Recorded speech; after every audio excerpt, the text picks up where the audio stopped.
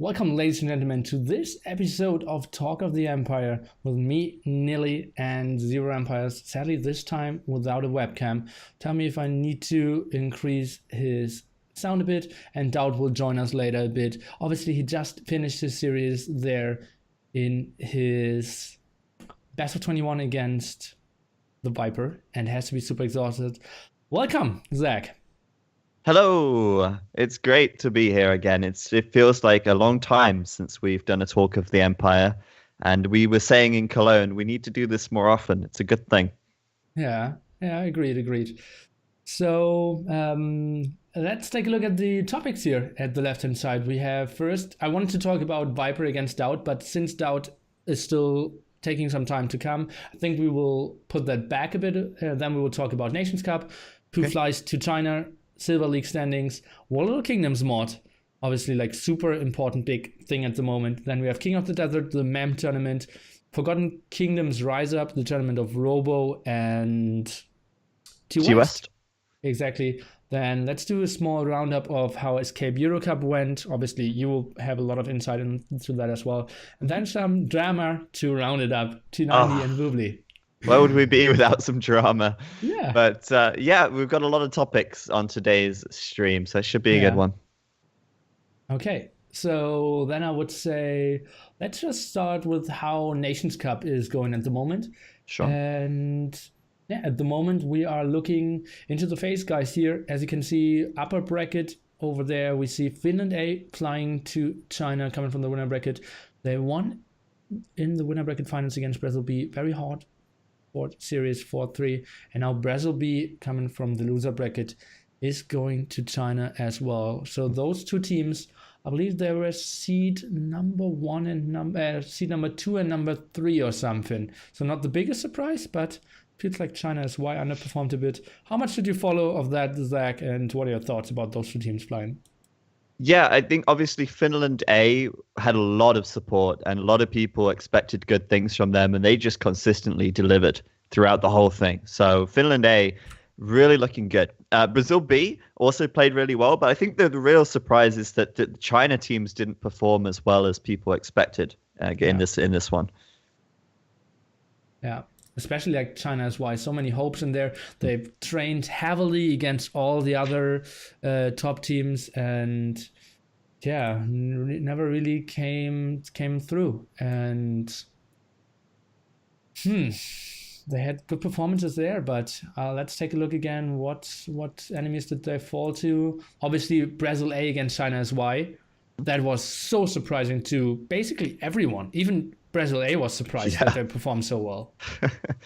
Yeah, absolutely. I really just want to go to Brazil B though, actually, and just talk about how, we have Fiage coming into Brazil B and how he had a big break, if I'm not mistaken.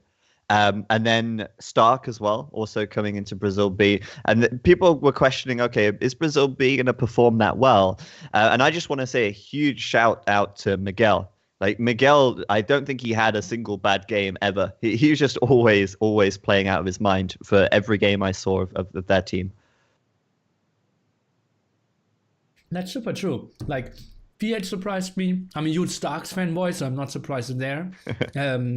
Batugao, the sick comeback against Brazil A comes to mind.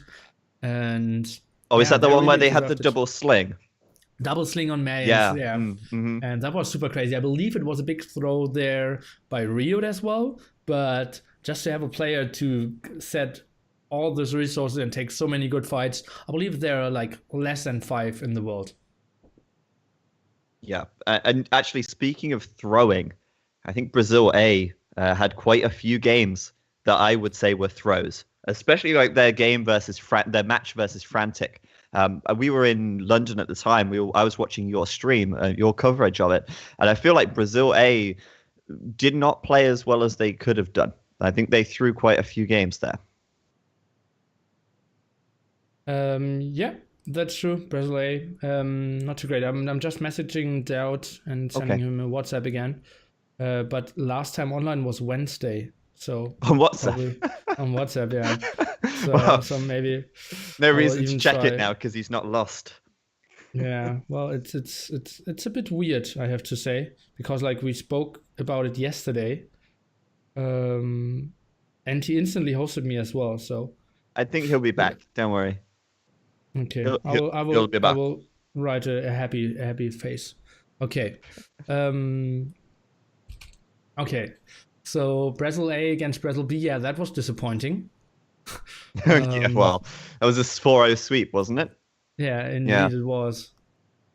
So yeah, Uh, who oh, else underperformed? all in all, though, Mhm. I'm to be honest with you, I'm not a person who enjoys watching 4v4s that much compared to 1v1s, 2v2s. But I actually really enjoyed a lot of the matches, and there was some nice maps in there as well. I think Golden Hill was a really interesting map, Oh and boy. Yeah. I thought that all of the games were actually really entertaining. As for someone that doesn't particularly enjoy 4v4 as much, I was pleasantly surprised. Okay. Yeah, I like 4v4s, and especially I felt having the new maps added could have added so many more strategies as well. Teams didn't really train for it, but I loved those for sure. And banning a lot of civilizations gave us a lot of like new setups there. Seeing Aztecs in 4v4, seeing Persians, always Spanish, Chinese. It's always such a switch around. So that's what I loved as well. In the kind of normally boring 4v4s Mm. and Arabia maps. And obviously, I think we hit a super sweet spot there with how we designed the balance patch. In making Sling weak but viable. Yeah. And that's exactly what we were aiming for, and it worked out perfectly. Because we saw some games won by slinging, Yeah. but a blind sling always failed. Yeah, what comes to mind there is Finland. Finland did some really nice sling games. One of them that stands out to me was, I think it was versus Brazil B, maybe I want to say Brazil B, on Golden Hill, where they slung Zuppy in the middle, and it was just it was a really nice executed sling. And then again, the game with the double sling onto Dogao versus Brazil A when they made that comeback. So like slinging was nerfed hard, but it was still viable and still able to cause teams to win games, but only when done right. It's not like, oh, we're just going to sling this player and he's going to win for us like every single time. Yeah. And exactly that's how a well-designed game should be. And I felt like we were pretty close to very good competitive esports there with all the players. Yeah. Yeah, and like nerfing walls made it so much better as well. Still, teams wanted to go for team walls, and team walls felt strong, but getting there put you behind so much that, yeah. Were the walls the same as the HD balance for the walls? Like with the half health in feudal and then full health castle? I can't Yeah, remember. that's for stone ones, but Uh-huh. palisade walls are weaker. Yeah, yeah. They're But 200 HP instead of 250, and yeah, costing more yeah. and more build time. Yeah. It's nice. It's nice. And we actually saw quite a few times where, like China, for example, China Frantic in their last series versus Brazil, they never managed to really get a team wall up. And I was kind of surprised because that's the kind of team that I expected. That, okay, they're going to focus. They're going to make sure they get this team wall up. They're going to be comfortable with that team wall. But so often Brazil B would just play really aggressive and they'd never allow them to get that wall. And especially since it takes longer to get the walls up and the walls are weaker, Brazil B really took that and took advantage of it. Yeah. I talked to Yo very quickly after the patch came out, like a week or something later. And I said, like, okay, but you can still team wall and such. And he said, like, no, we can't wall. And that's, I Wow. think, something they did hold on for too long and played like the first 50 to 100 practice games completely without team walls. Uh-huh. And yeah, that might have cost them a bit. Yeah, I mean, I saw Brazil B doing the team wall behind their aggression, but Psy, Frantic, they didn't even seem to try and attempt it. So No. yeah, there were nice changes, and it definitely made for entertaining games. I was a fan of the games that we saw, and of course, I'm going to be super excited for seeing the LAN now. Actually seeing Brazil, Finland go to China. Are you going to be there? I think we spoke about you potentially going. I don't know if you're going to. The last time we spoke was on the show. Oh, okay. No, I won't go there. Fair enough. I will probably. Hello guys, do you hear me? Oh Oh, he's here. Yeah, okay. Glory to DauT. So then I will push down back the announcement in full Zero Empire style. So DauT, let's give a small hand here. Yeah, What that a great day for you. Wasn't Huge. expecting to be like that either, to be honest. Really? Wow. Well, it was like I tried to avoid the mirror sieves because in mirror sieves Viper is obviously better player. So if it's not mirror, I see myself having small advantage there, coming up with better strategies, which definitely worked this time. Like I felt every game I had advantage with sieves except that steep game. Step was his Step. his Spanish versus your Goth, yeah. And even there, actually, I think I threw kind of win game. If that castle survived, his economy was kind of weak. If we trap down his castle, he can't stop Halberdier push there. Yeah. Well, he had way more villagers, but yeah, if he loses, he was 1 TC only as well. So yeah, exactly. Like, if he loses that castle plus the TC there, of course he would hit and run my halves with conquistadors all day long, but he would keep losing villages and economy. So, and I don't care about Halberdiers with God. Yeah. What did you need to hold that castle there? I needed my army to be on better position, obviously. And you had villagers so close by as well. You had 4 villagers at the gold there. But he had like 4 or 5 conquistadors. They would snipe my villagers. That wouldn't repair it. I needed army to be there, or at least make a couple more Huskars. But to be honest, I didn't expect him to go for Rams. I expected him to do the same, fast Imperial. So it was a good strategy by Viper there. Okay. Yeah, he had so much more map vision, obviously. Yeah. That made him actually, it wasn't luck. It was like all that full control with Conquistadors. Only because that he went for the siege push. He know I will go Imperial Age after that. I only made 3 monks to defend and a couple of Huskars. He knew I'm staying for Imperial Age. So it was not like random choice of strategy. It was just well played with Viper. Nice. Yeah. So you're saying you even surprised yourself today with your performance? Yeah. Well, my performance is standard. I was just with better strategy. Like for example, that arena game. When I saw here is Burmese and I'm Brits. I knew it was over if I can boom back. And okay, of course, what did he need to do to win that one? Because it felt like, okay, he was on the way to Imperial Age a bit faster, but not fast enough, it felt like. Well, yeah.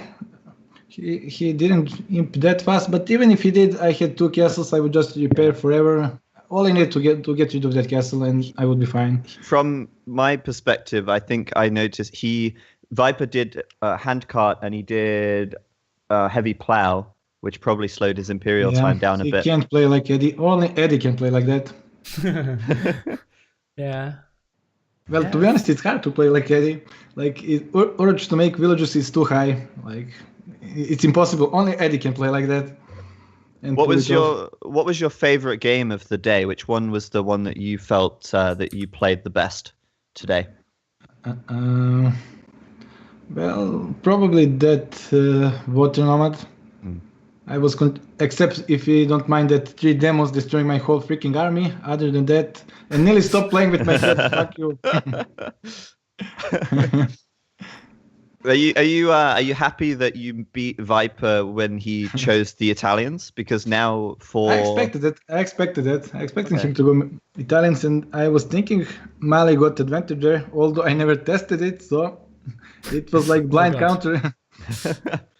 Yeah, I guess the speed makes a big difference there. You were able to get to the feudal age, send fire galleys over to him before he was even in the feudal age there. Exactly. Yeah. Like denying him gold and fishing ships so he can produce villagers. That's pretty much it. Yeah. Well, he really effed up the start. He was able to click. He had 500 food 1.5 minutes earlier, but it wasn't on wasn't on wood, and didn't have a second building.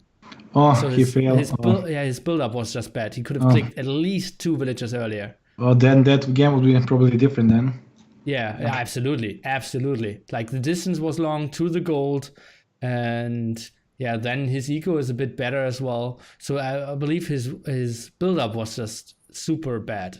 Yeah, I guess so. Well, I can't say because I didn't see games, but yeah, on Bedouins he was house at pop 10 and 15, I believe. Yes. As well. I saw that as well. Oh. He was rushing a house with 3 vills to try and get it up. I guess he having a bad day. Then I should play more games today. Fuck me. Yeah. Yeah. Yes, I actually, on my stream, I said after he was 6-5 or something, I said like Viper should stop now if I was his coach. Then I went into like a 3-minute monologue of ranting how Viper would never take advice of clever people and how poorly he prepares for tournaments. You're saying he's stubborn. Yeah, he's so stubborn. And I felt like that was so disappointing how little he prepares and how he still has the option to just walk away with the 6-5 lead. And now he goes into a game, plays it very one-dimensional. And yeah, you just played the perfect blind counter strategy there. Yeah. So to be honest, I think Viper does prepare. I think he prepare, not like he doesn't play, he just think about strategies. Something I do as well. It's like more important than actual. Well, he got his skill level mechanics on the top, so he doesn't need to prepare that way. It's more about picking right options. Like on the first day, on Tuesday, he countered me so well before the games. Every game was pretty much won before games. Even that island game when he picked Vikings, that was surprising. He knew I want to go Italians and he picked Vikings to counter my Vikings. It was amazing. Yeah. That was smart. I want to ask you as well, because today you were saying before, you didn't have any mirror civs. You had different civs, and obviously you picked your civs for a reason. Yeah. Did you prepare for today, and did you plan which civs you were going to pick today? Yeah, I was planning all night long yesterday. What should I pick and how he will think? And I was actually expecting every civ he picked, except for the arena. I was thinking he will go Turks. That's why I picked Britons. I was pretty because he know I don't have Mayans, and Mayans is only counter to Turks on arena. So I was thinking he will think I will go either Aztec or Burmese, and he will snipe my monks with Janissaries. So I just chose Britons. But then again, he went for Burmese, and Britons are even better against them. Yeah, I love this because it just goes to show how much you have to think about your civs and how much of this is happening outside of the game. Yeah, it's not just about, okay, who's got the best micro, who's going to play the best game, but it's actually the planning that goes into it. It's super cool. Yeah. It's like if you pick Aztecs, for example, in Arena, I would be in big trouble. I'm not sure if I definitely would lose Arena. Like Britons against Aztecs, nothing can be done. Well, Loja can make it happen. Loja does, yeah. Well, of course. Like ranges in the feudal age, he makes crossbows, early castle, takes map control. Yeah, something like that. But that's kind of all-inish, and that's something I would have to do. Cool. So it's 6-6 now. Obviously, we're just over halfway. What are you going to do to keep this momentum? What are you going to do to make sure that you pull ahead now? To be honest, I didn't think for the rest of maps. I think only until the mountain maps. So I will tonight check the maps, prepare strategies again, and try to avoid mirror matchups. So I get some advantage there. I believe the maps are good for you. Like they're very land-based now. Like we still have Ghost Lake, Arabia, Valley, Serengeti, Mongolia, and Arabia again. So there's a Nomad too. 6. I know. But those are like 6 very good maps for DauT. Obviously, there are the bad ones, like Mega Random. I think that's pretty bad. Hideout, you can still go for the Outsmart again. And Nomad is obviously super random. But so I would say if you made it to 6-6 now, I believe it's better for you from here on. I agree. No more freaking islands, migrations, another map. Pilgrims. Oh god, that Pilgrims game. Oh, that Pilgrims game was rough. Yeah, that wasn't your fault. Yeah. Also, no home maps now either. So. Yeah, I like the rest of the settings. Will be fun. Yeah. That's the actually most thing I enjoy. Like different land type of maps with different civs, not just like, for example, Indians mirror all the way. Yeah. So it will be super fun. Yeah. Will you actually do like a list of all the civilizations that you picked and he picked, and we'll try to think about matchups? Well, yeah, I will pretty much think what he will think I will pick, considering what civs I don't have, and then try to counter according to that. How do you feel about Mega Random? Just like as the map, do you think it's like, how do you prepare for that? Because obviously you can't prepare for that. Exactly. So what do you think about when it comes to choosing your civ there? Well, do you want to really to tell you? I know what civ I will pick there. Well, I guess I can tell it because Viper knows as well. I have still Italians. So that's kind of big deal. Something is going on. DauT, your microphone? I'm here. Can you mute and unmute your mic? Hello. Okay. It's still the It's same an problem. extreme fapping sound coming from your microphone. Does it work now? Could you maybe turn it off and call again? That was interesting. That was Wow. like helicopter tongue. Yeah. That's quite strange. Out of nowhere. It's still there in the background. It sounds like a fan. Now it's on the not as loud. Is it DauT plugged in? DauT Prof? Is it copter. in? Is it in right? Oh, Okay, guys, it's is it better now? Yeah, Yeah, it's yeah, good. yeah, It's okay. good. Well, what I was about to say is my civilization is obvious on Mega Random. Hmm. And Viper knows it, so I guess I can tell it. It's Italians.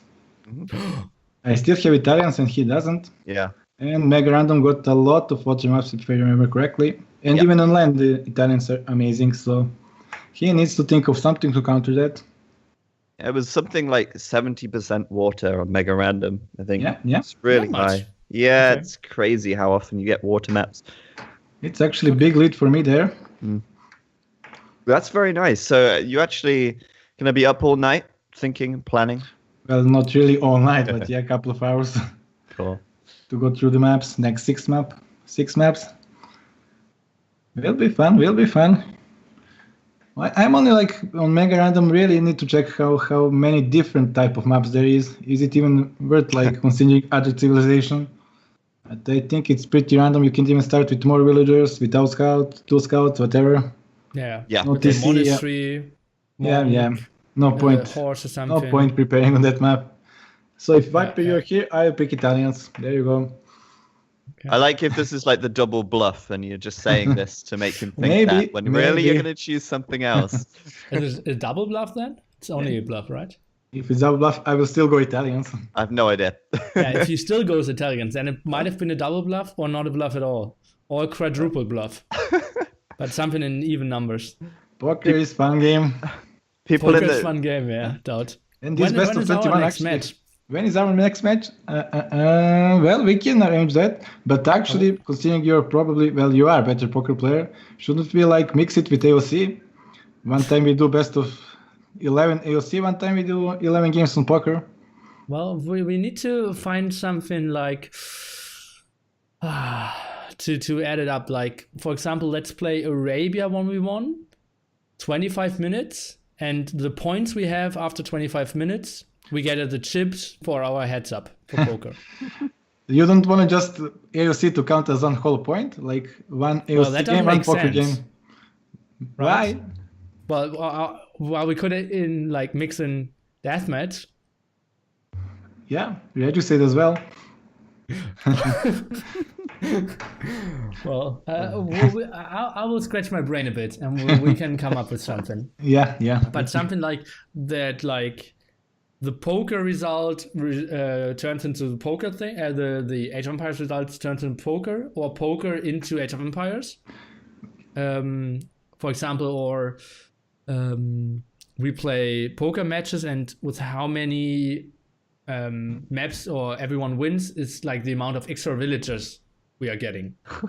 So I best have of no 11, clue and what you if I think. win 6-0, I will get Oh, 6 wow. extra villagers. That one. Yeah, that we sounds can good. do. That we can do. So actually, some people in the chat are just asking when the next match is going to be for this best of 21. Tomorrow. Tomorrow is 16 GMT on all the same streams, I think. You can Except watch Mem. DauT's points of view. Yeah, exactly. Everyone will be around again, I believe. Yeah. I feel bad that Memb kind of failed with updating game. Why? Did What you miss happened? the Streaming as first- well. The first game he missed, or what happened? Oh, I know me and Viper will like delaying games because Memb couldn't stream because he updated game and couldn't join us. Okay. I don't know if he fixed that problem in the end. Killer B had I the bel- same problem, I but he think- fixed it. Okay, nobody 41 as well. I believe he fixed it. I'm not sure if he'd catch the first game, but at least after game number 2, I saw him in the room streaming. Oh, okay, that's good then. I was kind of trying to help him as well. I said like, okay, I was streaming without cam, you talk over me or something. I was trying to somehow help him, but I was like super powerless as well, obviously. Like, what was the reasoning? Why didn't you play on 5.5? Well, it's kind of in middle of series and now changing balance. Like Viper said, if it was like 5.5, he wouldn't pick Bedouins as whole map. His plan was like to save Indians and their powerful arbalests for later stages of the game, but if like obviously Indians are nerfed, so it changed his home map as well. Yeah, but I think it would have made more sense to play it with 5.5 and just delay his home map to like game 15 or something. Well, so would have had time to think of a new one. That's actually true, but we didn't think that much. We just play forward. Just like nearly. We have a difficult situation, solve it for us.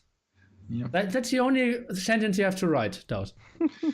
Well, after it's kind of we played 6 games already on 5.4, so we wanted to finish whole tournament, whole best of 21 like that. It makes sense as well. It makes sense not to change the balance midway through, to be honest. And also for the sake of people watching the recorded games, it's all on one version.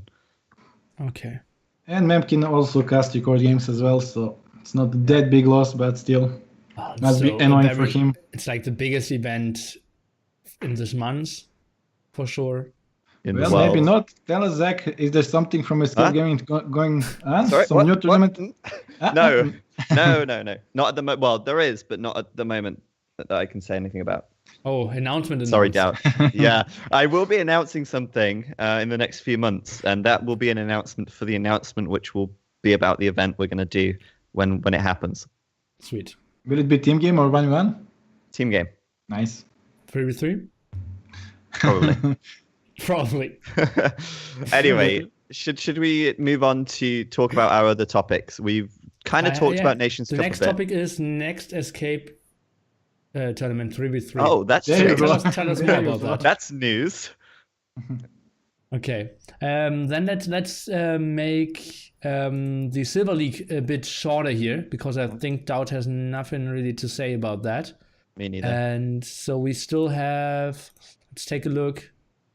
8 teams left here. It's China EMA, Vietnam B, Japan A, Brazil C, Czech Republic, Sweden, France, and Austria. So who is the favorite for you guys? Take a look at the stream, might help. Through. China EMA might be one of the favorites. Brazil C. Yeah. Austria A with Leary. Czech A might do well as well. Yeah. In their lower bracket. I didn't follow Silver League, to be honest, at all, so can't really. Judging by the names, China is obviously favorite, but what happened? See any record game. What happened with Germany A versus Vietnam B? Well, as you see, Vietnam B advancing, Germany A didn't win. Okay. Did you have Jordan? No, he didn't play. Okay. So it was, and Skill was away as well. So it was Pedro and me.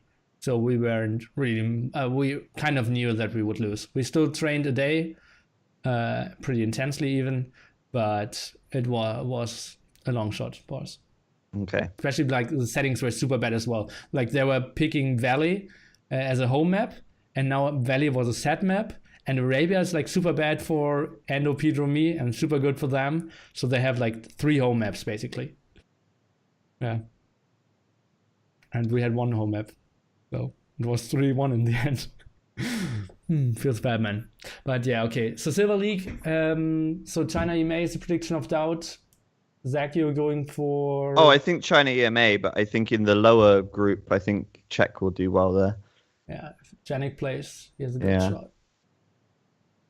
And yeah, Austria is still 33% delivery factor, right? Yeah, that's true. Is Nadia still, is she playing for Austria? I believe either Titanic Tanks or Nadia together with LB10. Who's a top 5 player, as you know. Oh yeah, of course. So they're surely going to make it to the finals then, right? Oh, they have with Leary. Yeah. Okay, then let's jump on to Wololokingdoms-Mod, and maybe we hear the most about DauT. Now Wololokingdoms is getting more and more important. We have a lot of Wololokingdoms tournaments, which we will talk about a bit later. How do you like the patch? How is it working? How does it change the games for you? It's amazing. It's best thing happening to AOC. I really enjoy new civs, and 1.5 is also running so damn good.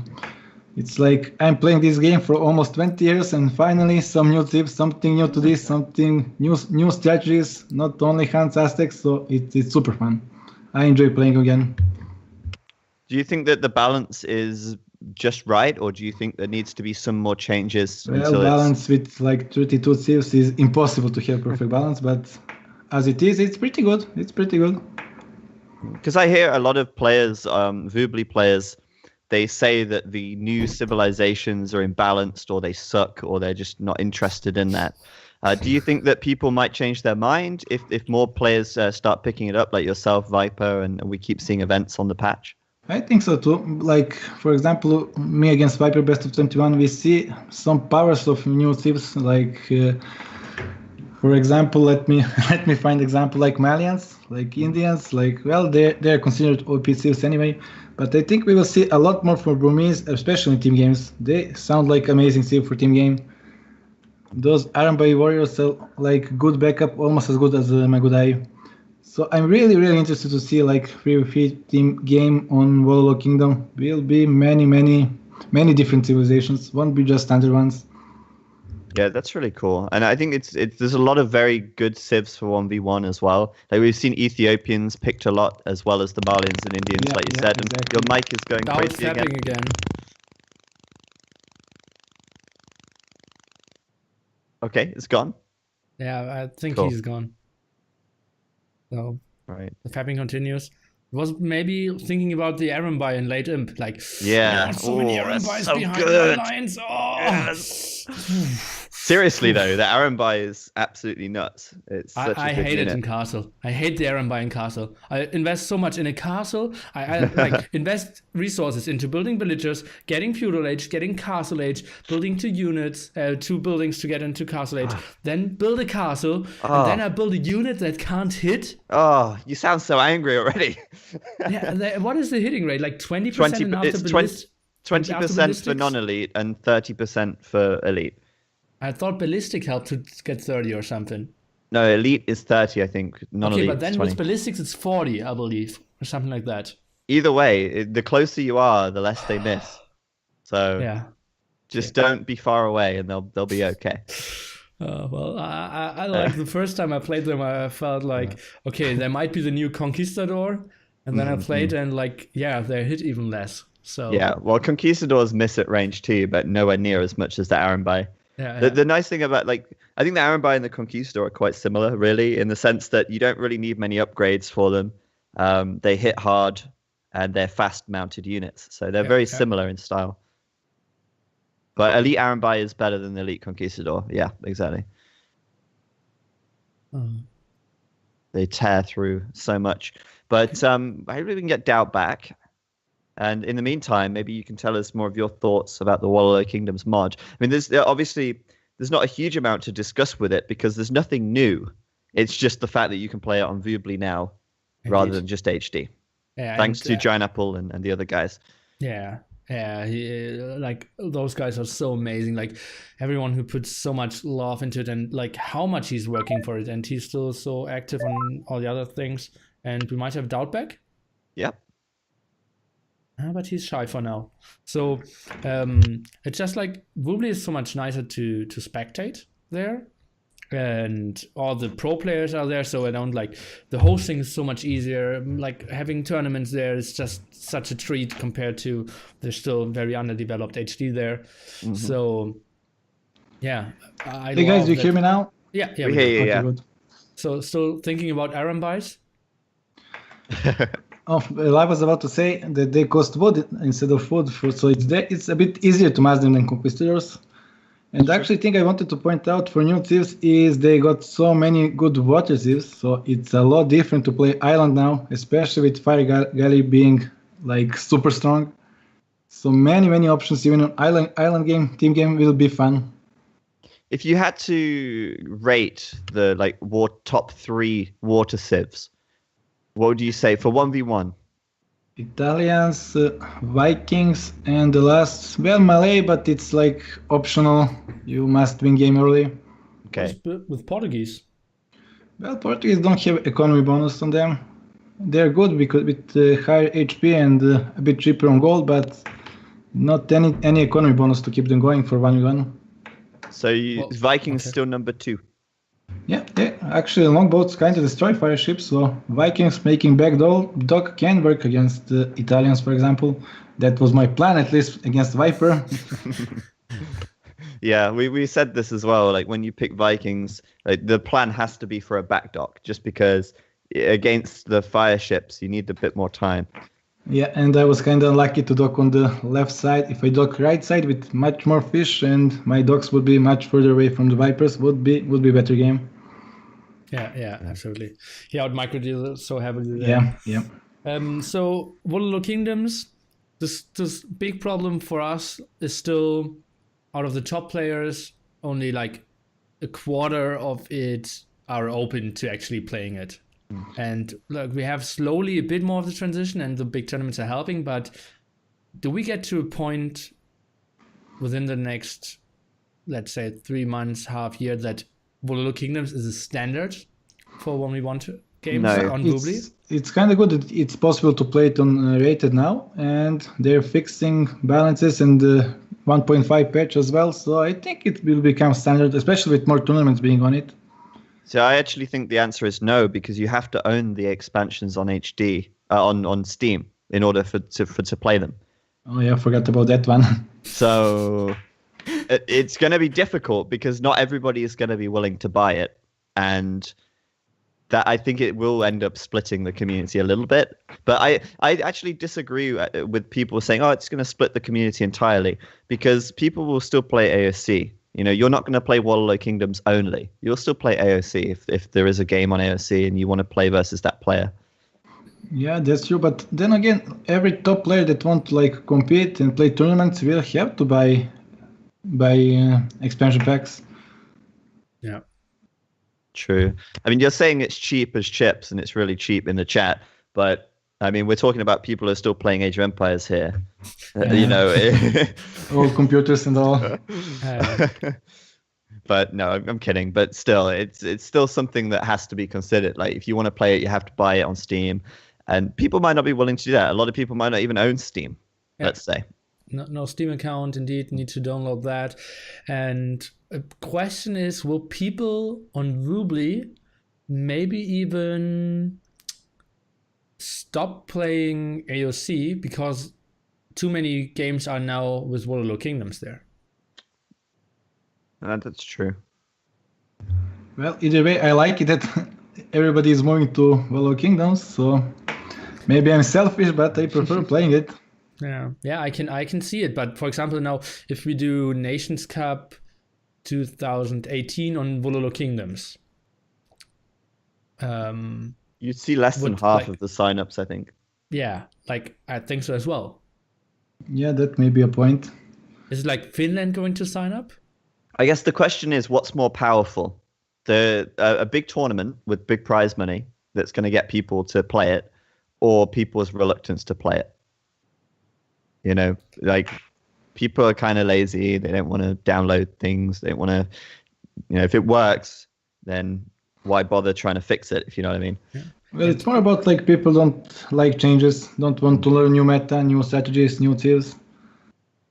It's like, why for so long even freaking Hans were stick here, even when Aztecs and Mayans became more strong on Arabia, but still people prefer playing Hans War. It's like, we finally learned how to play Hans War. Screw you guys for changing the meta. Let's just host Hans War game. But don't you think that's part of the fun, like figuring out what's strong, what's not strong? Like, it's been a huge part of the history of the game. You know, the meta developing over years of time.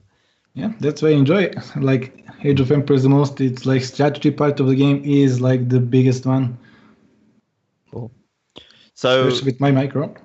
With Wololo Kingdoms now, we're going to see 2 new tournaments, King of the Desert and Forgotten Kingdoms. I think we should move on to King of the Desert here, Nili. Yeah, so that's a big new tournament hosted by MemTV and supporters. Has a prize pool now, I believe, over $2.5K. Will be a 32 top player tournament, best of 5, best of 7s, and all Yeah, only top players and only Arabia with Wololo Kingdoms. DauT, your thought on that? Most amazing settings ever. Even with banning Sieves and Arabia, like, well, it's not only, it could mix some other maps, but with banning Sieves, like, I pick Sieves, you pick Sieves, it's like mirrors won't be possible to happen, right? If I read the rules correctly. So that's kind of amazing. I will pick 5 Sieves and then decide when I will use them. And other player will have to think in which game I will use my 5 civilizations. So it's very strategic even before game. I like that. I really like the fact that it is Arabia only. Some people have criticized that, but I think it's good because the Arabia is just the constant factor, right? It's always the same map. Everybody knows Arabia. It's a really standard map. And that means that we're kind of going to get to see different combinations of civs. But because the map is the same, we get much more of an idea about how the civilizations perform against each other over the course of the event. Yeah, that's true. And Arabia is like main map of AOC forever. It's like once you learn Arabia, you pretty much learn how to play. You can switch to other maps quite easily. Fuck. Is that have you just realized, Nili? Is that the problem? Yeah, I think I was trying to avoid it for the last 18 years. And maybe one day I really need to learn Arabia. Yeah, there you go. Just learn Arabia. Oh, man. Okay, so I believe every top expert is signing up, right? Like I did sign up as well, and I'm not even sure if I can make it into the top 32. I believe even the Max is playing there. I'm not sure if he was. I felt like one day the Max said, "Yeah, I don't own the game." Then Kalini posts, "Yeah, if you want to sign up, I will give it to you." And one day later, he signs up. So I don't want to spread any rumors, but wouldn't be the craziest thing. Finally, we're breaking the Finns down. They're like the last. They're holding out. They're the last stronghold, and we're breaking down. And that's actually good. It's good to have them. Yeah, absolutely that's true. I believe, like Talk of the Empires episode 257, we might have the first Finn. Big news as well. Yeah, but probably he won't talk. That's what I meant. It's funny because it's true. Yeah, maybe I'll set my goal to myself now that I will get room stock in before China. Not sure if I can do it because he's still really shy. Weren't we supposed to have him a couple of weeks ago? Zupi. And he canceled like one day ahead. Yeah. Damn. But yeah, King of the Desert gonna be awesome. Thanks to Memp for and his supporters for putting the prize pool together and organizing it. I think Swiss Boy is organizing the admin stuff. Basti, who was the previous Masters of Arena organizer. Yeah, or the two versions ago, like Masters of Arena 3, right? Yeah, the big successful one. Yeah. Okay, cool. Sweet stuff. Oh, now MemTV even hosting. So it makes sense. Just in time. Gave a lot of love to Memp and his nice tournament there. Mm-hmm. So yeah, this starts, but really late, right? It's still after the Nationscup Finals, so it starts in November. Oh yeah, it's a while away. Yeah, but that's good as well because it gives lots of time to promote, lots of time to get people signed up. Raise more money or whatever. But yeah, it's gonna be a good one. Definitely the most fun tournament I will play this year. Well, you don't know if Clash of the Hippos are around. Clash of the Hippos. Tell us more about it. No. I really enjoy that Clash of the Hippo with Feudal Age start. That was really fun to play as well. Yeah. I will think about it. The problem is obviously Clash of the Hippo is a mod, and I can't do it with Wololokingdoms because those are two mods then conflicting each other. So but I have 3 tournaments planned already this year, so we will see more of me. Cool. In tournaments. Yeah. Nice. And what about Forgotten Kingdoms then? That's our next one. Our next tournament on the Wololo Kingdoms, which is organized by Robo and T West, which is their team game tournament. I think there's 4 teams in that, right? Exactly. There are 4 teams. VNS playing with their A lineup. You have Naps playing with Mantalus, Pike, Zupi, Spaden. Naps are gonna win. Well, They already lost, right? I'm Naps kidding. spoil. I'm kidding. Okay. And then we have playing against Naps was Nevo or something, a team consisting out of Tato, Miguel, Dogao, and Nikov. So like a dream team basically of not tyrants. Nice. And then we have Grass DauT, this beautiful guy here, being the name for this for the team. Yeah, consisting out of DauT, the Viper, Jordan, MBL, and Leary. Yes, I you're believe right. that was it, right? Yes, that's Yeah. our team. Whoa. And we are playing on Sunday. 13 GMT, right? Yeah. Against VNS. Yeah, I'm super unexcited for that game because like it will be not close at all. Like not like I don't see them winning any map at all. Well, Like didn't- only if Wow. like Jordan plays, that's like the biggest shot they can have to maybe take a game. But didn't VNS do pretty good against SY in the like 5th position placement match? Remember, right? It was like they were leading 3-1. They don't count them out. They're good players. We'll see. Just a question, Nilly. Can you turn this DauT picture into a grass mega DauT? Let's make it out. If someone you do sends it? me the picture, sure. No. Just make it really big until it makes the same grass mega DauT emote. Stop playing with Can me. you do that? I mean, If I can do that, give the chat what they want. Sorry, DauT. I don't like you guys. Oh no! It's so Now I big. really need to beat Vipers to get him back for making this ugly face popular. Oh, don't say that. You're like the poster boy of Tyrant now. Shifty eyes. Okay, so yeah, it's a shame. It's quite a short event, but it's a nice one. Gets to see some team games on the expansions, and that'll be Forgotten Kingdoms Rise Up. yeah, indeed. I believe like 4 teams, like the so nice teams, and you kind of only do single elimination best of 5. I think I would have absolutely forced them to play double elimination and or group stage or something, or maybe best of 7 first and then best of 9 or something. But yeah, I believe it was conflicting a bit that DauT and Viper are traveling as well. So is Tato, right? I don't know Zero about Empires. I don't know about Tato traveling, but we Okay. have you got your are visa, travel, so- DauT? Have you got your visa? No, I probably won't be traveling. So Oh, fuck no. my life. Because I was in London and couldn't get visa out in time. Yeah. God, Still I will waiting take, for that. I will take your spot. Okay, I will take it. I mean, you've got 3 days now, but, Yeah, but they told me won't it's book like your cut-off flight, will day. they? The cut-off date is Friday, so that's today. Oh, shit. Yeah. Okay. Okay, Sucks. can you talk about what you're doing, or?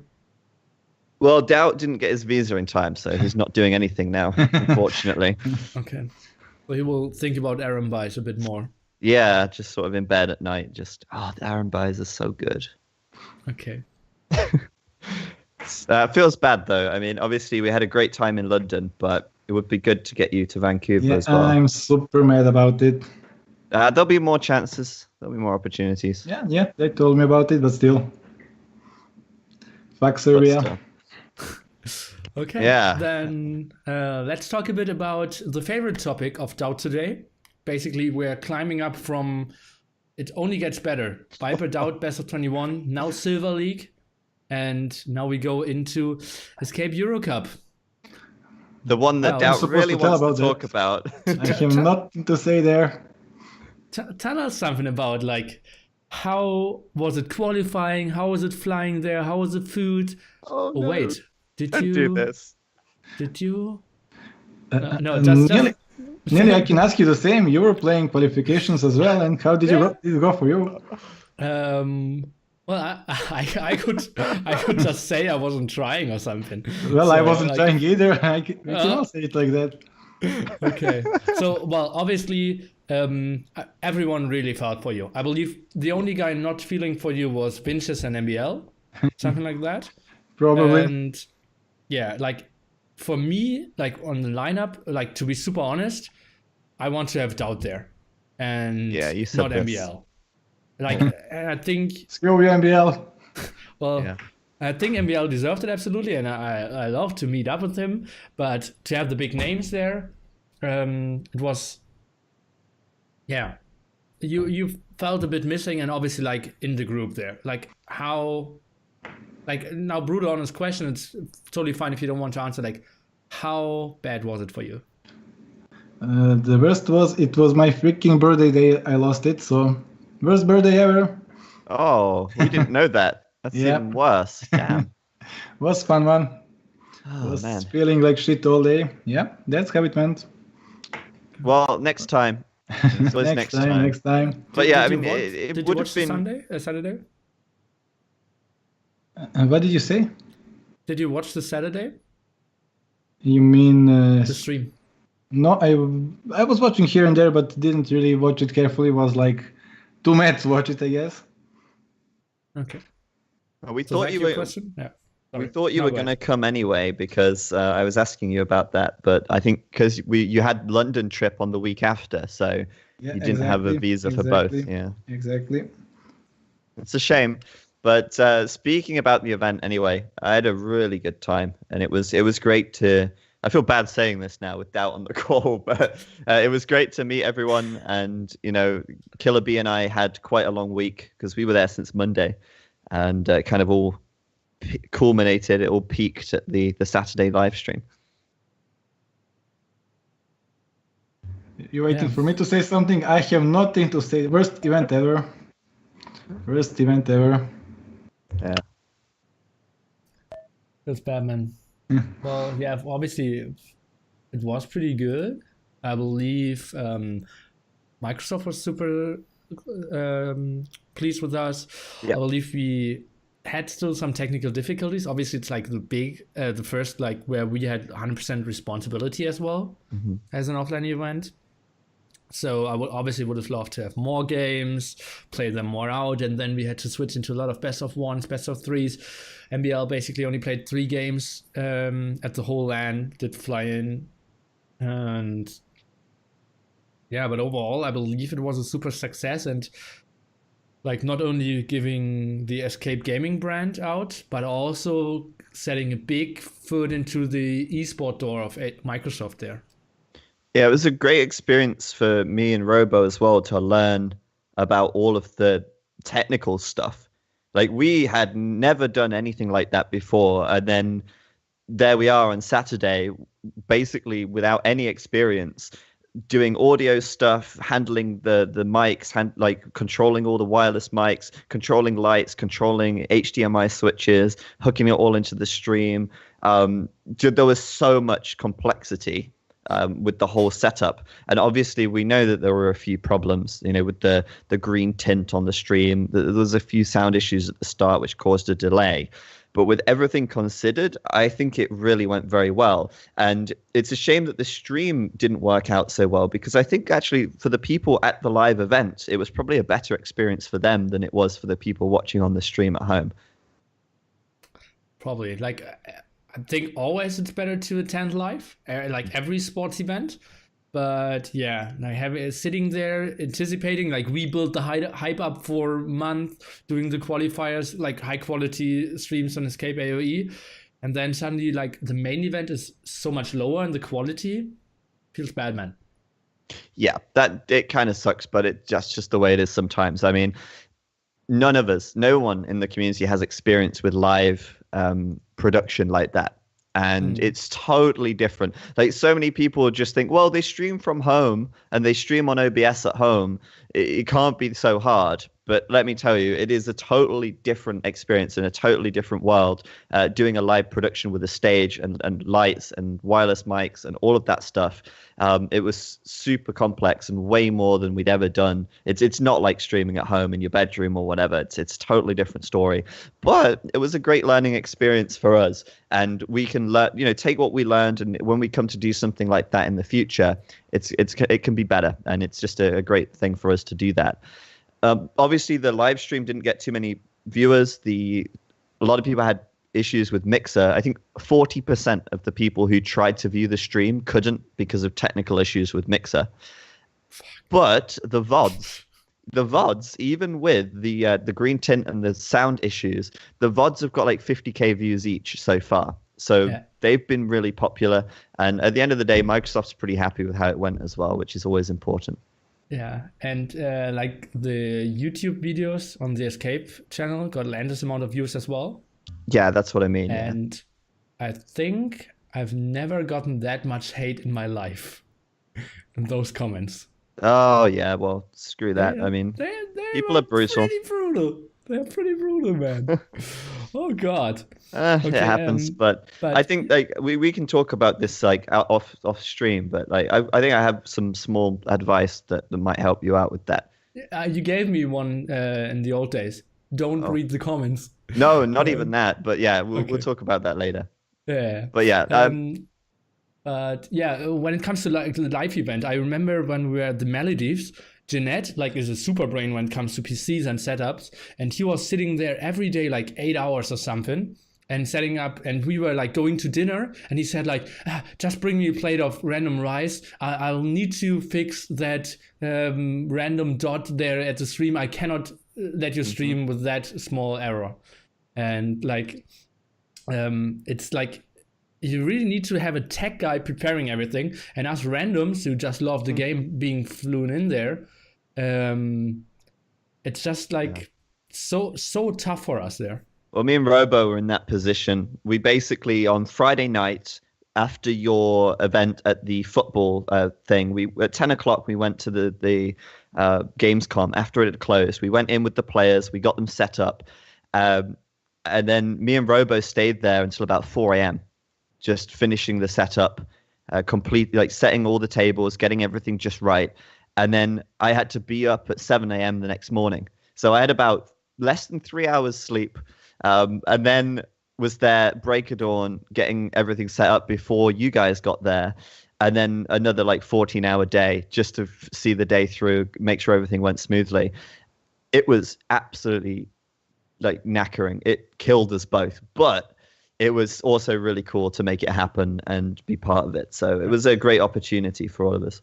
And I think, like, at least that's my dream, that once Age of Empires 2 DE or H4 or something comes more professional, like the casters get like the full care package as well, and like the organizers like you, because I knew how hard it was for you. I didn't sleep much as well. Killer B stayed up from Monday till Sunday every night as well. Like we never went into bed. We had heavy drinking till 6 a.m. on Thursday, and so, like so many stupid things. We drank a lot. Yeah, but still, like not having to work anything there would have helped us so much. And I knew how T90, like non-drinking, super professional, relaxed.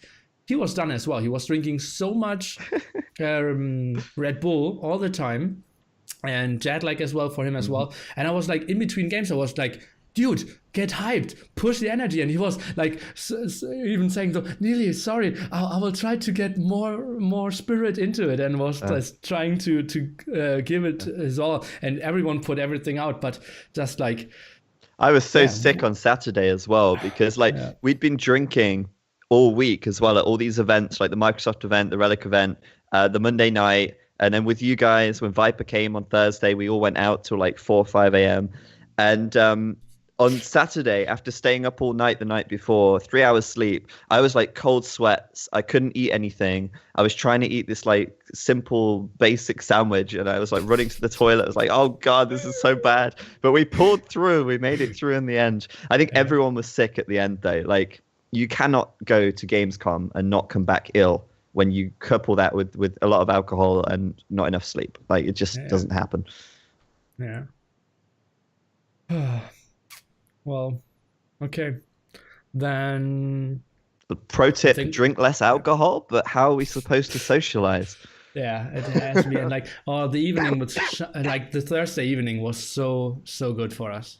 But Thursday night was hilarious. The guy from Ubisoft buying us shots, and then we were like playing. Oh God, I had such a good time. Like, we took Viper's hat and we were playing like hacky sack with his Viper hat with the guy from Ubisoft. Like, where did he even come from? I don't know. And then there's that guy from Discord as well. True. Yeah, and I was telling him Discord, never have heard of it. We are still using Battlecom and Ventrilo, and So we were funny. drinking shots like Battlecom, and we're high fiving, and he was just like, "You never heard of Discord before?" And I was like, Disco what?" And he was like, Discotheque? he was like, got really mad at me that we are still using Battlecom and TeamSpeak, and I was like, and I was asking for his ICQ number as well, and yeah. Oh, so funny. Feels bad. Yeah. Oh yeah. And Viper needing. Oh, I'm not even gonna. Yeah, we're not gonna get that. Let's move on. I think we need to let's do the quick T90 Voobly thing, and then let's open the chat as well for some DauT questions as well to have him included a bit more. Okay. Yeah, obviously DauT don't really have much to add for the Escape Euro Cup section, but we will get back to DauT soon. So we're going to talk about the T90 thing. I was saying to you, do you want to include this? Do you not want to include this? But you went ahead and included this, so now it's happening. I went ahead and included it. Let's keep it short. Okay. Obviously, we don't have too much intel, but what happened yesterday was... Oh, no, it was actually, I think we should talk about, first of all, that just to give some context to this, some time ago, Voobly updated their streaming policy, which says that you cannot use Voobly for commercial purposes. And in my opinion, that is very, very vague wording. How do you define what's using it for commercial purposes? Is every streamer using it for commercial purposes? If that's the case, why have they not talked about this more before? But either way, they made this update to the changes. And maybe then you can tell us what happened on T90's stream 2 days ago. Well... Actually, what happened, he had 800 viewers, and his stream got... he got kicked from Voobly while streaming. Yeah. Then tried to reconnect and got kicked again. He was banned, basically, temporarily banned from entering the Medieval Siege lobby, mid-stream, in front of 800 plus people. Yeah. And that obviously does not reflect well on Voobly. And the reason why he was banned is because he was, quote, using Voobly for commercial purposes. And the definition of that was because he was advertising a giveaway on his overlay. That's the reason why. Okay, and that he had stream live on, right? If he just had Voobly running and... Well, we don't know if it's to do with stream live. But the point is that someone from Voobly had to go to T90's stream to even see that he was running a giveaway, and then decided that the best course of action was to ban him live in front of 800 people, which is obviously not going to go unnoticed, which is obviously going to raise a lot of questions, instead of just messaging him and saying, hey, T90, could you not have the overlay showing the giveaway? It goes against our terms of service, at which point T90 would probably say, hey, sorry, I didn't realize, no problem. But no, the Voobly is so worried about, oh my God, people can't think Voobly's doing anything wrong. We got to make ourselves look good to everyone. And then they do that. It's interesting, yeah. And the sick thing is also he is probably in the top 3 of Voobly promoters and supporters. Yes, absolutely. It has to be the Viper over the masses, Memp over the quantity as well, and the masses. Yeah. And T90, it's so weird. And yeah, I obviously feel bad when I stream. Voobly policies is if you stream there, you cannot promote your stream while you stream on HD, and I can understand this, and I get kicked. I'm always feeling bad because I respect that. I did it in the past twice, then didn't do it for I would say half a year, and it happened to me last Saturday. Yeah. And I really felt bad for it, and I can see okay, I broke the rules several times, and I know what I did wrong, and it all makes sense. But don't you think that rule is very hypocritical to say that you cannot stream on HD while being in Voobly? Because especially with Wololokingdoms coming out, I mean, they're basically taking the HD expansions and making them available on Voobly, which is supposed to be a big draw to Voobly because, hey, look, you can play the HD expansions on Voobly now. But if you dare stream HD while you're on Voobly, we'll kick you, we'll ban you.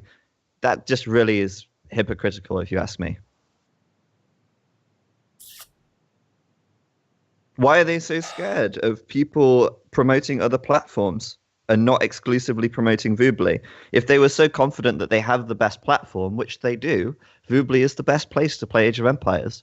Why is it so bad to also, hey, play HD from time to time? Or, hey, let's talk about Game Ranger because actually there are some people playing there. Let's acknowledge that. No. You can't say Game Ranger. You can't say HD Edition. You can't say Microsoft. You can't say Steam. Well, in the times before Wololok Kingdoms, it kind of makes sense because like they didn't want to hear someone, damn, there are 30 new civilizations. There's a big community there. Let's go there and play with more civilizations and other balance. But now with Wololok Kingdoms and more games, starting with Wololok Kingdoms and Voobly, I think they would love if HD grows, then be better. And they would grow as well. So I see the reasoning. The thing is, like, HD, so many people criticize HD. And we know that HD has had its problems and still has its problems. But HD has been good for the whole community because, okay, sure, the player base is kind of split. But it's actually split between a huge amount more people.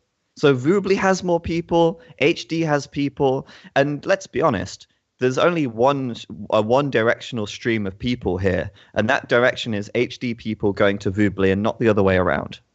And there's no need to be so petty and so childish about it. Like, just, I mean, seriously. I've never. Go ahead. Anyway, no, I'm done with that. But I've obviously had my issues in the past with them, and it's so much better now. But still, these things just shouldn't happen, and you have to question, like, how does it even get to that point? But hopefully they'll come to their senses and that won't happen again. Yeah. Can you just invite T90? We will have him on the show for sure at one day. Sure. I just felt like I never invited T90 only for the reason because he's so similar to Zach and me. So it felt like three times the same person. And I want to include like top experts and what they have to say. So guys, prepare your questions in the chat for DauT. And DauT, if you're still here, that would be lovely. Please ask us questions about DauT. We will move on from this topic. Is DauT still here? He's still... We've lost DauT. No, he's still in the call, but he's gone. Well, he's probably asleep at his seat right now. Then I will just answer the questions for DauT. So what is your favorite cartoon? Ed and I can't Neddy. do that. Powerpuff Girls. Thug Life. BoJack Is Horseman. his favorite cartoon. Yeah, maybe. How does Voobly make money? He's probably gone to get a shisha. Okay. Is DauT going to China? That's a good question. I heard it was planned, but it's also a country where you need a visa, so probably not. Like last time he flew into China, I believe he got his visa one day before. Yeah. Yeah. BoJack makes me feel feels that I don't want to feel. It hits too close to home, ice cream. Okay, let me just message DauT. Yeah. DauT. Sorry we sent him to sleep. Yeah. That was a long monologue by us, but I felt like normally I made this order because he said he didn't have much time. Rogan? Oh, okay. He's probably actually gone then. I don't know. But you'd think he'd end the call if that was the case. Yeah, I think so. This is just like DauT I'm still here. I'm not lost. Again. I was fixing my new emote. You're not Walla lost? Oh. You're not lost? Stop selling your emote. Walla lost. Okay. So, DauT, are you going to China? I think I do. That was the last plan, but that was before SY lost it. I'm not sure if I'm still invited. I guess I am. Okay. Need to check again. In case you're invited, what are you going to do there? I'm going to get drunk in China, obviously. That's the plan. Yeah. There's a big drinking culture over there, I think, with guests. Oh, yeah. Mm-hmm. That was amazing trip. Definitely want to go again. Well, me and Viper made a deal like long ago before we were invited to just go and custom games finals. So most likely me and Viper are going there. Just need to check if we are invited, if they will like secure like hotel rooms and other stuff for us, or we need to do that ourselves. Cool. Sounds like a good time. Okay, so DauT, we're still open for more questions. DauT, what do you think are, including Wololokingdoms now, the 5 worst civilization of all? 5 worst civilizations. Well, Korea. You want only new civs? Koreans are always worst. No, overall. Out of the 31. Koreans- And if Korea is still one of the worst, then that's how it is. that's how Koreans are all. Well, actually, all new civs are better than AOC civs at the like bottom part. There's no like Koreans, Turks. Let me see what's the Turks. bad civ. Well, it's Did like you say Turks? Yeah, Zach and Resonance would I'm disagree. so triggered but- right now. well, it's optional. It's like depends on the map as well, so can't really answer that. Oh, my jokes. Yeah, forgot about them. He's probably going to say the 5 civs that I put in my 5 worst civs video that everyone's so mad about. That was Frank's as well, right? Yeah. Number 1 was Frank's. Yeah. I remember when I watched that video. But Frank's it's are the actually one, good now. one. Yeah, Franks are good now. So what do we got? We got Magyars, Koreans, Turks. Magyars are heavily getting buffed from yesterday to today. Well, that was yesterday. I'm talking about yesterday, so Okay, 5.4. Okay, 5 worst is 5.4. And what do we have else? I think Khmer are kind of most like least used to, but they're pretty good. Might even use them against Viper when I think about it. Ballista elephant, sneak attack. Yeah. Not needing buildings to like go up to castle age is amazing bonus. Yeah. Also, yeah, a lot of people forget that you can cut the trees with the ballista elephants. It's really That's cool. just useless. That's only I cool don't effect. agree with that. Yeah, I've What seen are you supposed to loads do of- with them? I saw a regicide fortress where someone could have just chopped through the trees and been in with like But 10 you need elephants. to invest into castle, into ballista elephant, and into a real army to like make some damage because you can't do anything with ballista elephants. Carlini I've would been- like a word with you, actually. Yeah. He likes them. He loves I it. did beat several 1400s on HT with that strategy. There you Numerous 1400s. So, I like that. Might use it. Okay, I'm actually thinking more about good tips than bad ones. What else is bad? Well, Portuguese are pretty bad on land map, I would say. Now with their ballistic on hand cannons are like nerfed. They got nothing on them. Yeah. they still get 15% off all gold units, though. And that's all. That's pretty much That's all. they their got. only eco bonus for land, Yeah. yeah.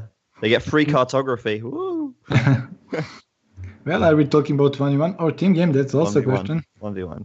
Well, definitely then Portuguese. Mm-hmm. But then again, if it's water map, it's different. So it's impossible to answer this question. So many maps, so many options. Like, for example, Okay. Turks on Arena are amazing still, but on Arabia, not so much. Okay, so what are the civilizations that we most likely won't see in the best of 21? Saracens, Koreans, Portuguese. Well, rest are kind of viable. Let me think what's left. Magyars? Yeah, them too. Yeah, and What one more. about Give me one more. Teutons? A lot of people saying Vietnamese? Teutons. Teutons? We can see they got powerful tower rush, good farms for scouts. They're an option on land maps, especially. So what else? Help me, guys. Give me one more seal. How do you feel about Franks now? Now that they got Thanks, the are buffs? pretty good. Yeah. Well, Viper did beat my Malians with them, so they're pretty good. What about Japanese now? Because they get bloodlines now? They were already amazing civs, so now Yeah. definitely top 5 civ, probably on Arabia type of map. 1v1 Arabia, yeah. So I don't see Byzantines being picked. Oh, that's true. Again, it's mostly because they lack economy bonus. Of course, Byzantines can mass those trash units, but how meta is going, trash units are became less and less like useful. What about Slavs? Oh, fapping. Oh, he likes the slabs. Oh yeah. Zach, he likes the slabs. I've triggered the. Slab zone. Must pick them just for cool effect. Okay, DauT. Okay, It's fixed, I think. yeah. So Slavs have the faster Slavs are farmers. big favorite. Yeah, the thing is though that amazing in Imperial Age. Those boyars are amazing. the problem with the Slavs farming bonus is that it's kind of bugged because they have 15% faster farmers, but when you get wheelbarrow and handcart, it's not still 15%. It reduces the amount of the bonus because of the way farms work. So actually, that's why I never do wheelbarrow. yeah, you don't need to do wheelbarrow. Just don't bother. Didn't know that. Villager movement speed doesn't matter, you know. So let's say 50% would be Slavs, although I'm Slav, so hard to say. But Slavs, yeah, they got no good economy bonus, and their units are pretty damn expensive. Yeah.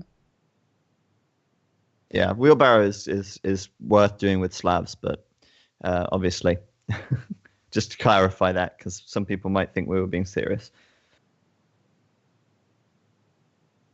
Any more questions? Anyone got more questions?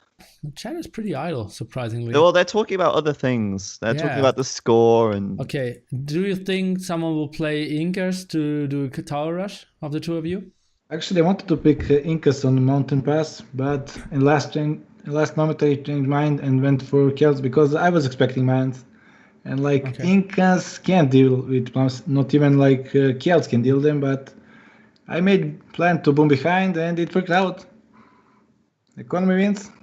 Yeah, that was like a perfect blind counter strategy there. Yeah, I was expecting him to play like that. How much he delayed the siege workshop as well was just like the timing was so clutch. I was really impressed there. You impressed with me? Oh. Nice to know. Yeah. So one game out of 12. So have I been to corporation? It counts. Yes, I have. Do Finns have a chance in Nations Cup? Absolutely. They're coming from the winner bracket. They didn't. It's the only team they didn't lose yet. So yeah. Do they have any advantage because they're winner? Yeah. They get one more home map. Well, that's bullshit, right, Zach? You screw me over. So many escape gaming tournaments with giving me no advantage. I was Don't look at me. go take this up with Robo. Just send you over that way. Nothing to do with me. So, DauT, what is your favorite shisha flavor? Would be grape. Why were you having apple then at the in London? Because I like to switch. I don't want to stick to one thing. Because we had a grape one. Yeah. It was good. Every shisha is good. That's true. What was the flavor of the one in the club? Because I could never figure that out. No idea. It was amazing looking shisha. It was like it's like electronic. Yeah, it's crazy. Never saw that before. Okay, so how good are feudal and castle eagles now in the expansion DauT? I think they're pretty much useless. At least I never saw them in action. It's really situational, and it's like maybe 1 out of 20 games to see them working out. It's like biggest advantage for Eagle is not to be spending so much resources on them, and when you have to spend 500 to upgrade them, it's not worth it. Knights still beat them, everything still beats them. Even crossbow with hit and run beats them.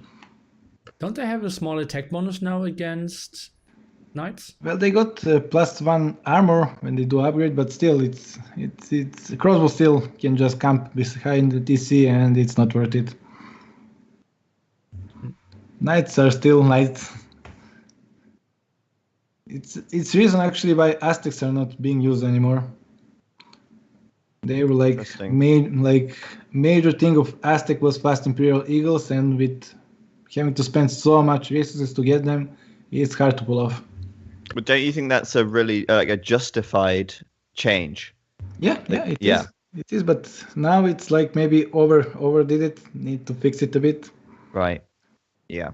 Really never see Eagles in Castle and Feudal Age. Need some fixes there. Maybe give them small speed bonus or something. Yeah, they have an attack bonus versus Knights. Maybe I don't know. But knights can pick fight because they are faster. Yeah, that's true. So it's really like all-in type of move when you go 1TC and just want to finish game with siege and eagles, and knights just can't run away. Pretty much one option to do. You can't use them to like control map. Can do maybe for defending, but still need to wait for Imperial Age, and you always want to have map control. So better go crossbow than eagles. Okay, then. Oh, so many questions, but so many that already have been answered. So maybe just say, what are you doing for a living, DauT? Playing poker, and now actually earning decent money from stream as well. Well, decent for Serbia, that would be. Okay. How many are you not? What are you playing for poker? Still PLO cash game? Yeah. Well, as you know, Hold'em is kind of dead game. Can only play it in tournament. Other than that, it's just so many regulars not playing anything beside aces. Okay. So it's tough. Malian's men-at-arms too slow to use a main feudal army. Yeah, it's good to have first attack, obviously, like 5, 4, 6, whatever, with towers. It's good to have early presence on aggression on enemy map, but it's not like you want to have army of men-at-arms in late feudal age. That would be actually interesting to see men-at-arms as main army in feudal. Yeah, we haven't seen that in quite some time. Well, only in troll games. Then the question, DauT, what is your like overall wish for Age of Empires 4? How should it be? What do you hope for? That's a good question. I hope it is still like pick up more things from Age of Empires 2 than 3. To be like more strategic like Age of Empires 2 is, and a lot of thieves, a lot of things to think about. Less micro, definitely less micro. Want free ballistic there. Every other freaking RTS game got free ballistic except freaking Age of Empires. I don't like that. I want ballistic right away. Okay. Well, but most important is to unite the whole community. That would be amazing. Okay. So how do you like that onagers are now cutting through forests instead of only SO? Yeah, whoever thought about that is a smart person. It speed up like a lot of games and give a lot of other options. I really hate it, especially in team games, team walls and the China style team wall whole map. But now that won't work that easily with siege orders being able to cut through the wood. I like that a lot. And ballista elephants. And ballista elephants, yes. yeah. Don't never forget. Yeah.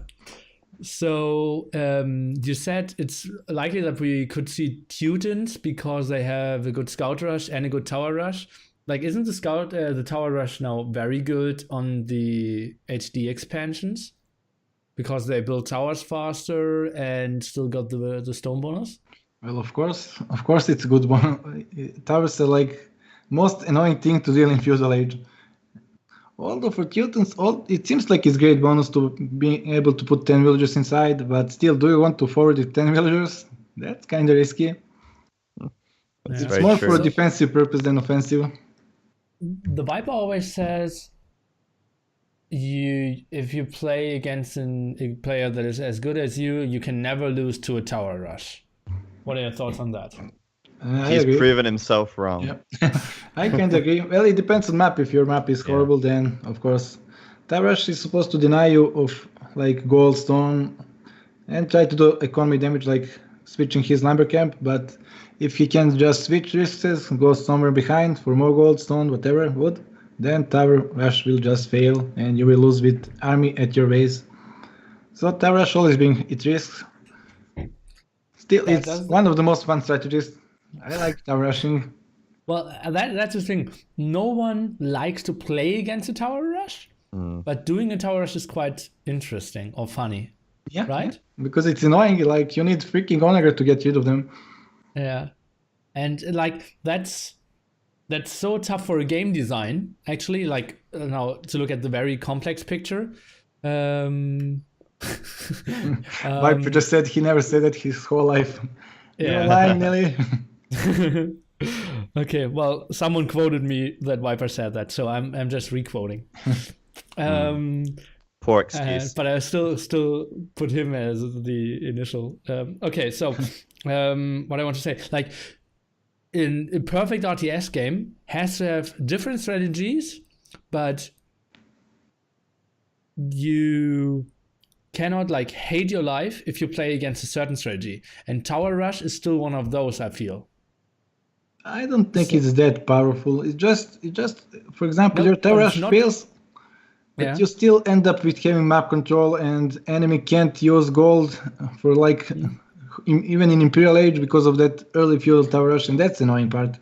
Other than that, it's fine. It's not that hard to deal with. You're just annoying. It's like, for example, stonewalling your enemy gold, stuff like that. Super annoying, but not that powerful. Yeah, I didn't want to say it's overpowered, but like playing against Tower Rush is never nice unless you have like a really competitive spirit and want to really beat the Tower Rush. Well, I think you're like thinking Tower Rush is stronger than it really is. You can deal with it with so many ways. Even sending freaking villagers to destroy towers works at some point if you find out his forward villagers at beginning. But again, it's nice like sending, not over investing into Tower Rush, just sending couple to be annoying and doing economy behind it. Prepare, for example, stable to deny his scrums if you deny him whole gold, so he won't have archers. Stuff like that combined can make Tower Rush amazing, but other than that, it's very counterable strategy. Okay. So what is by the way, Zach, I will give you more questions as well, so write them down. Okay. So what do you think at the moment is the most OP unit in this game? Crossbow. Just crossbow. Crossbow micro is like the best unit to micro in game, and micro in AOC is so super strong. You can do so much with crossbow, even freaking deal with onagers, even scrims die at small numbers. So definitely crossbow is like most OP unit in Castle Age, that would be. Okay, how could you change the crossbow to make it not that OP? Well, they don't have a real counter unit. I feel like knights are supposed to counter them, but they don't do quite enough. Especially if enemy adds some monks as well, then your knights are just wrong decision to mass them. Okay, Zach, some questions of you maybe? I have more as well, but I don't want to get it into only a dialogue. Okay. What do you want to ask? No, I didn't want to ask you. I wanted you to ask more questions to DauT. Damn. Okay. I was expecting it to be the other way around. My bad. So DauT asked you questions. We can do that as well. No. I thought you had questions from the chat for me. I thought that's what it was, but my bad. I don't have any more questions right now. I'm not prepared. Okay. Feels bad, man. It does. I'm looking forward to tomorrow. Yeah. So, DauT, what are like your predictions? You're now down to basically a best of 9, and maps are looking good for you. So how would you rate your chances there? A bit higher than at the beginning, obviously, but without having pilgrims, islands, and other water mumps on the way, it's a bit higher. And I need to check what Thieves Viper have left, because I think he got better Thieves to use for the last how many games? 9. He got better Thieves choices, so I guess he still have edge there. And of course, Viper, look at Viper, up from 10% to 12. Fuck you, Viper. Yeah, Viper. Give me a realistic number, DauT. What is what's your number? I would say 40%. 40%, okay.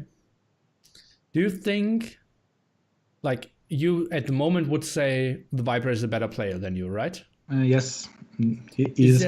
Will there ever be a time that has Age of Empires 2, maybe even till DE, where you will be better than him? I don't think so, because I'm getting older and older, and I'm playing slower and slower. He's getting older and older as well. Yeah, that's true, actually. Maybe he finds girlfriend, so he has somebody to bother him while playing. That That's can change things as well. That's the best burn. But yeah, actually, that's a good point. He is getting older as well. He will have other problems in life.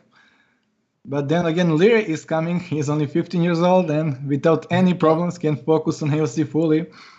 Well, he's getting older as well. Okay, everybody's getting older. That's how world Yeah, is. but Leary is not going to hit peak for a while. I think Leary is pretty good as it is. Yeah. Well, what is like the perfect age for a competitive RTS gamer? I think it's like 22, 23, something like that.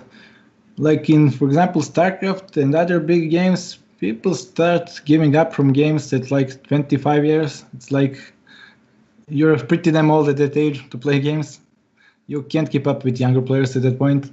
But then again, Age of Empires is different because strategy is more important than micro and macro.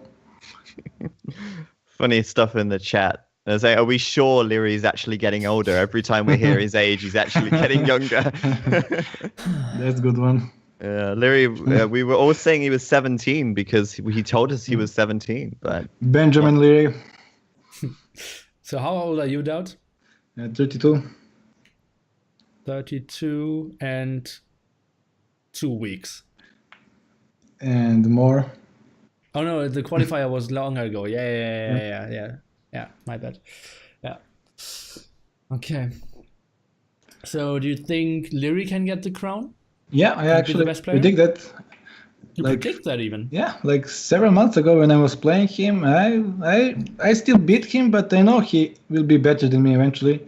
I had same feeling about Viper like several years ago. I was beating him constantly, but I was feeling he is playing better with micro and macro. I knew he will surpass me at one point, and that happened. Yeah. Oh, you think Leary is a better player than you? Well, right now, his micro is definitely better. His decision making is not on the top of game right now, but he will get there. Once he get there, I will have problems. I will need to learn how to freaking micro. one day. One day. So what's your hotkey for dock? Control D, obviously.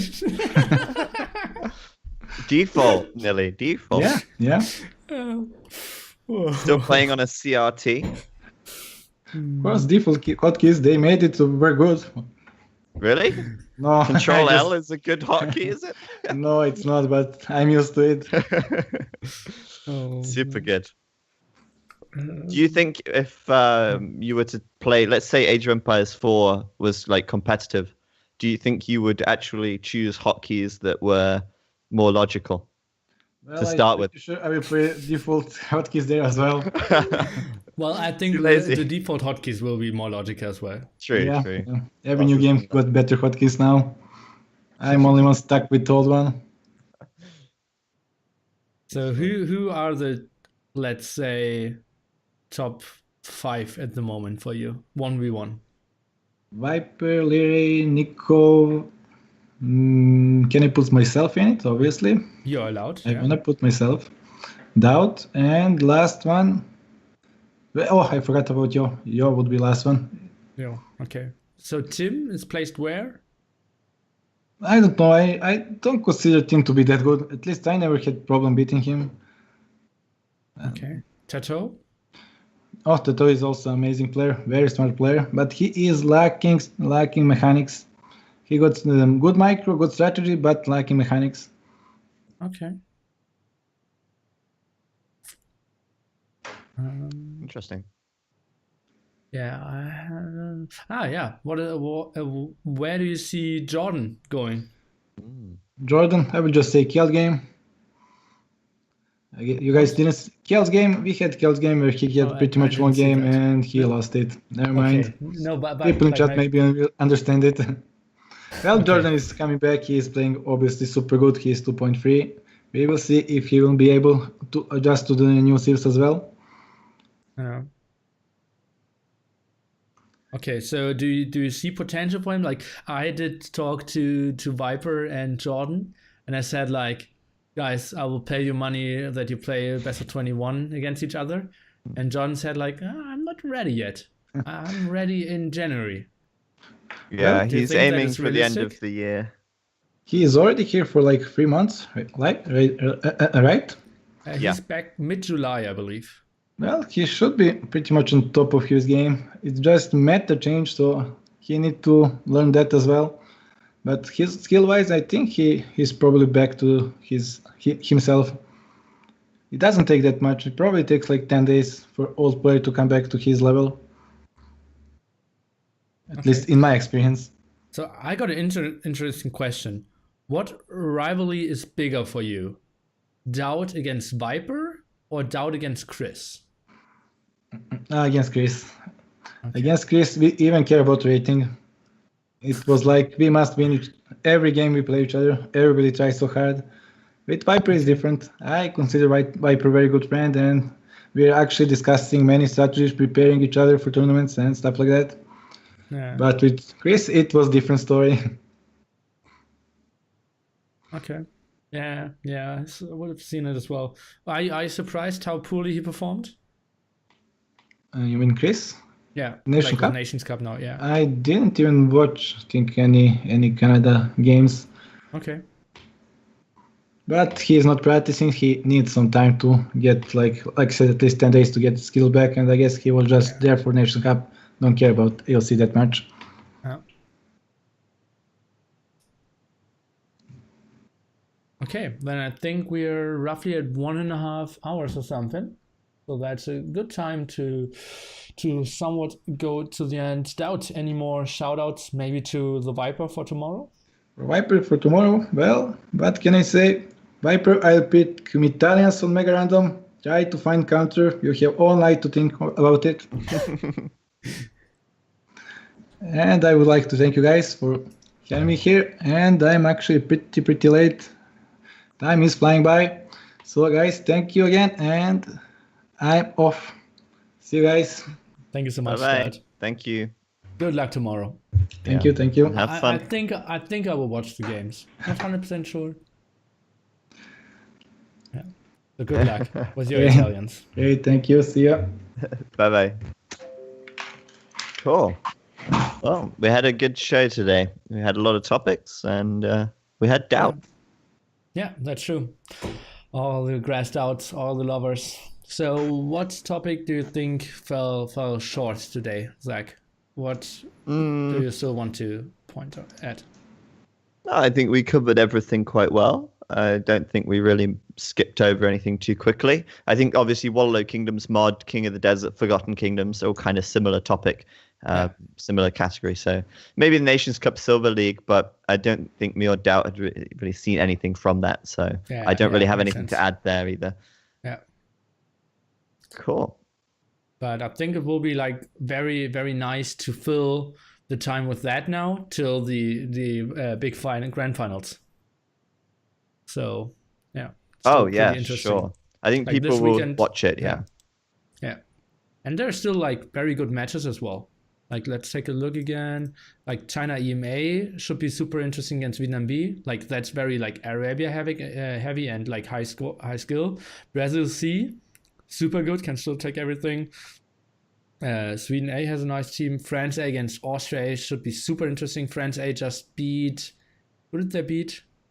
Oh, I closed the tab. Had it open a minute ago. Oh god, another Spain A. Okay. Playing with Tato as well. So that, yeah, I believe Silver League will be interesting coming up this week. And yeah, DauT just left as well.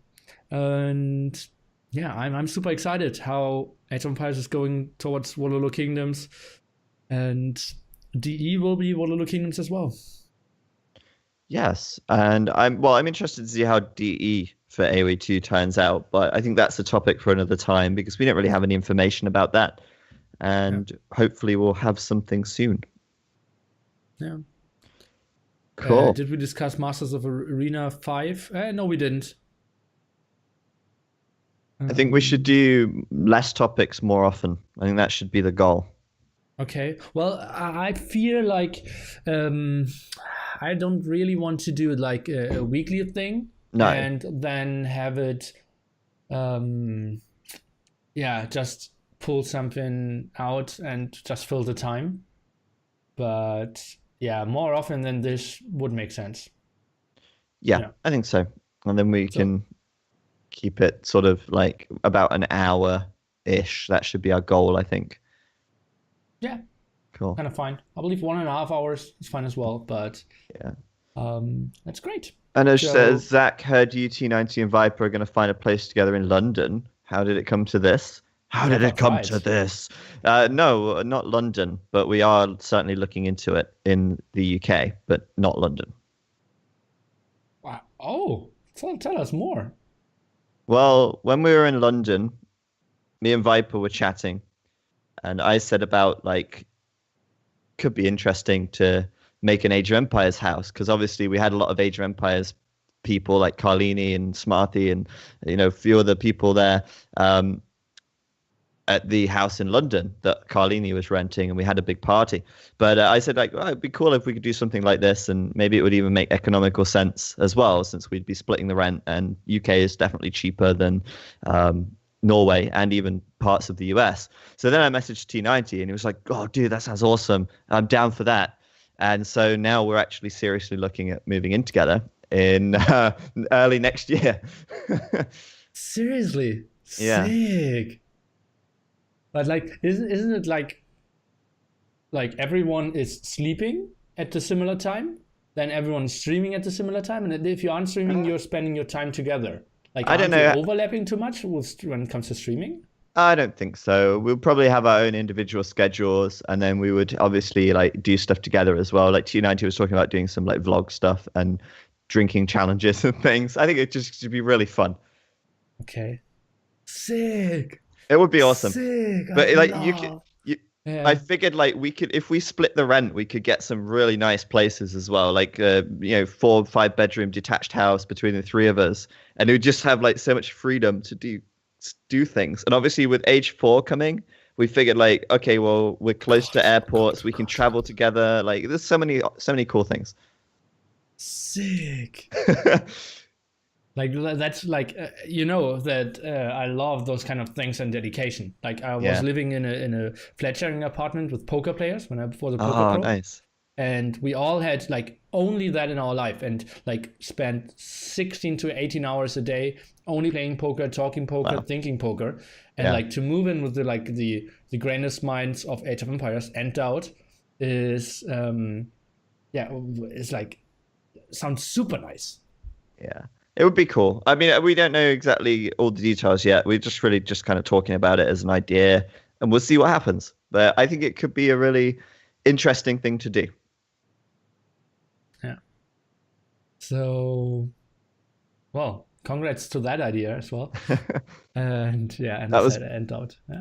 That was born out of obviously meeting so many people over the last few weeks. It's been a good time. It's been really cool. So anyway, I think we should end our episode here. We've gone for nearly 2 hours now. Well, 1 hour and 45. Did we? Yeah, that's true. That's true. Yeah. Had a long show. I think we never broke 2 hours. That makes sense. I saw all the personal questions in the chat. I will still be around after the show, guys, and answer questions. But that's it for now. With me, Nearly, and Zero Empires. And time for the hype song. Time for the hype song? song? Actually, about the hype song. I was doing some research into the first World Cyber Games, 2001-ish, 2001. Okay. And I heard the hype song in one of these videos. Oh, okay. How old is the hype song? Hasn't it been around for like 18 years now? No. I wasn't 16 when I got it first. Oh, okay. So it was... Like, I got it at a LAN, and I wasn't allowed to sleep there, but my parents did forbid it. So they like drove me there, picked me up for all days, Friday, Saturday, Sunday. They drove me there, I put my CC up, and then drove back. That was, So that must have been 2002-ish, 2003. Okay, so it is old. Yeah. And by the way, I'm also at this LAN. I was getting the Pussywood mod. So I was the first guy to ever spread the small tree mods to the world. I thought you were gonna say I was the first person to spread the Pussywood mod. I would never say that. So like I was using it in in like WCL2 or something. And Yeah. then I kind of gave it to all the German guys, and then they like had a discussion and said, okay, it's a graphics mod, and we will allow it to everyone to use it. So I actually, and like Too Excite at that old time was the name giver of calling it Pussywood, because he refused to play with it because it's only for like it was very insulting. Yeah. And but like Shine, Cortez, and me were all using it. So like I was also from that land where I got the song. We were also spreading the thing. Yeah. The name was unfortunate now that it became so famous. But actually, the first upload was with exactly that name. Yeah, I know. Yeah. It's been around a long time. But Small cool. tree mod. Small tree mod. Small trees. That's what it's about. I always thought it meant because they were small. That's why. I didn't realize it was because of. Yeah. Well. Yeah. Okay. Anyway. Thanks. That was Zach. good. Good story. Good story. Right. Yeah. We'll speak soon. Yeah. Was great. And see you, Zach. Good night, everyone. Thanks, DauT, for being around. Bye bye. And